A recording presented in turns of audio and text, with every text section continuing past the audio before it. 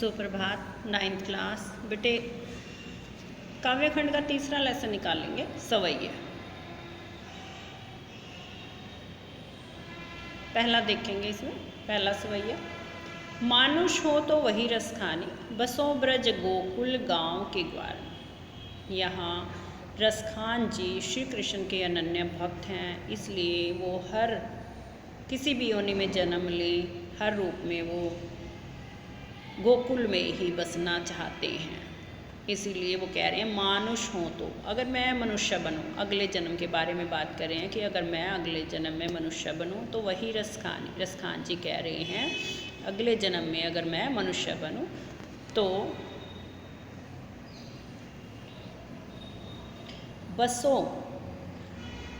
बसना चाहता हूँ ब्रज गोकुल गांव के ग्वाल। गोकुल में ब्रज गांव के ग्वालों के बीच में ही बसना चाहता हूँ। जो पशु हो तो कहाँ बस मेरो।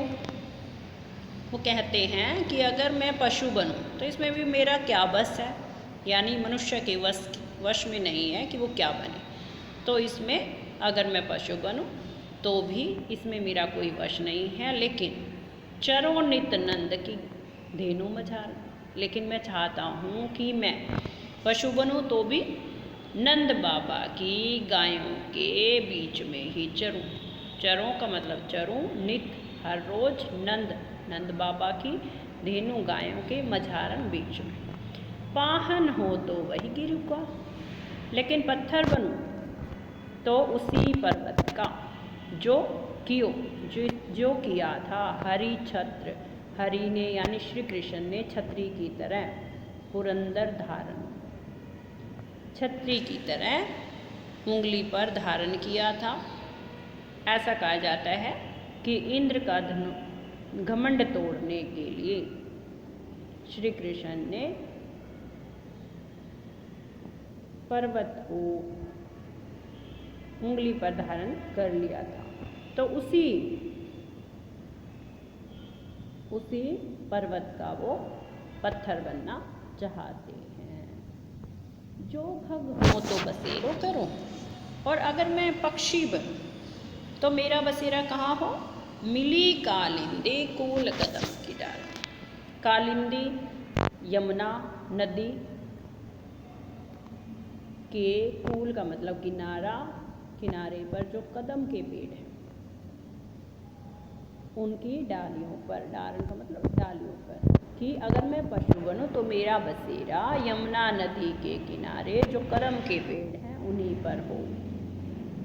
तो यानी रसखान जी कहना चाहते हैं कि चाहे मैं किसी भी रूप में जन्म लूं, मैं हर हालत में गोकुल में ही रहना चाहता हूँ। तो यहाँ पर बच्चे काव्य सौंदर्य देख लेंगे। ब्रज भाषा है, सवैया छंद है, और जैसे कालिंदी कूल कदम की डाल अनुप्रास अलंकार है। बाकी अलंकार बच्चे खुद ढूंढेंगे। दूसरा और देखेंगे, या लकुटी और कामर यहाँ पर राज तेहुपुर को तर्जी डाल। इस लकुटी जो श्री कृष्ण जी लाठी लेकर और कामरिया कंबल लेकर घूमते थे, यानी जब गायें चराने जाते थे तो एक लाठी और काला कंबल कंधे पर रखते थे और लाठी हाथ में रखते थे।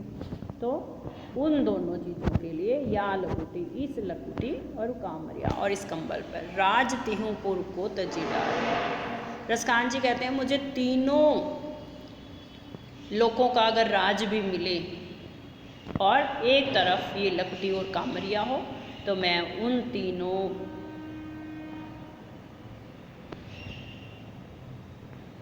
जो राज मिलेगा उसको भी मैं उसको भी मैं त्याग दूंगा।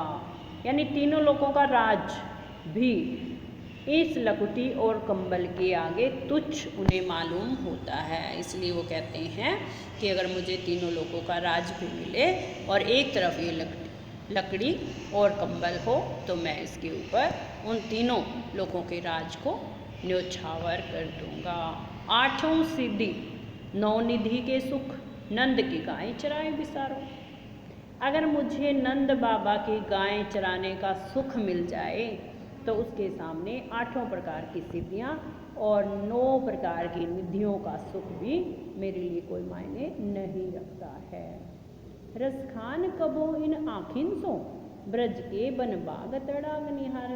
रसखान जी कहते हैं कबो ना जाने कब इन आखिन सो इन आँखों से ब्रज के वन बाग और तड़ाग होता तालाब, ना जाने कब मुझे इन आँखों से ब्रज के वन बाग और तालाब देखने का मौका मिलेगा।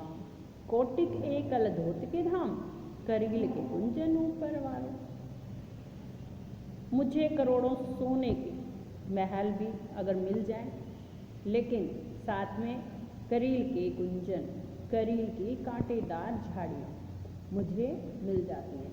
ब्रज में जो करील की कांटेदार झाड़ियाँ हैं, अगर मुझे वो मिल जाएं तो उसके ऊपर मैं करोड़ों सोने के महल भी न्यौछावर कर सकता हूँ। वारना न्यौछावर करना, यानी रसखान जी के लिए श्री कृष्ण की जन्मभूमि के अलावा कोई चीज़ मायने नहीं रखती है। इसीलिए कहा है कि वहाँ की तो कांटेदार झाड़ियाँ भी अगर मुझे मिल जाएं तो उनके ऊपर मैं करोड़ों सोने के महल भी न्यौछावर कर सकता हूँ।